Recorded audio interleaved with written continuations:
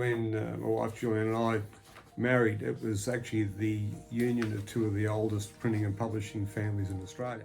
In 1876, my great-grandfather moved up to Shepparton with his bride. The Shepparton News was up for sale, so he bought it. I was working from the age of 8 years old in the business after school, so I didn't get to spend a lot of time with my friends. All I wanted to do was to be a printer. My earliest mentor was Tommy Hafey when he was coaching the Shepparton Football Club. Tommy was persuaded by my father to take me under his wing and teach me to be a compositor. So by the time I started my apprenticeship, came down to Melbourne, the teachers really couldn't teach me much. We've lived in Maroondah for 47 years, and we've always loved the area for its environment, for its inclusion, for the facilities. We had the opportunity to move onto the ridgeline. My wife is a passionate gardener. A long time ago, when we bought the Austin Healy, Julianne said that for every dollar you spend on the Healy, I want $1 to spend on the garden.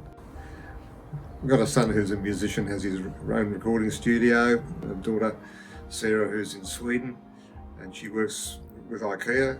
I've got a son-in-law and two beautiful little grandchildren. They are just very active little girls, and we Skype with them every week. It's just as though they're right beside you. That was wonderful. And I wasn't really doing anything for myself.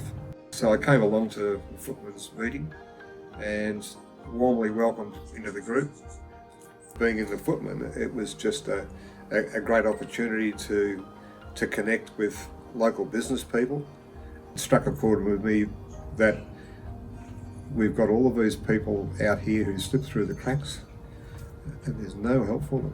From 1976, we really only had one major fundraiser a year, which was a golf day.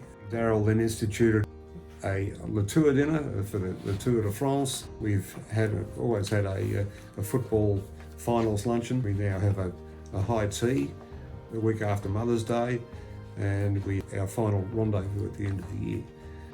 I've always felt that there's no use being involved in an organisation unless you actually do your best at it, be as involved as you possibly can be, because the more that you put into it, the more that you get out of it.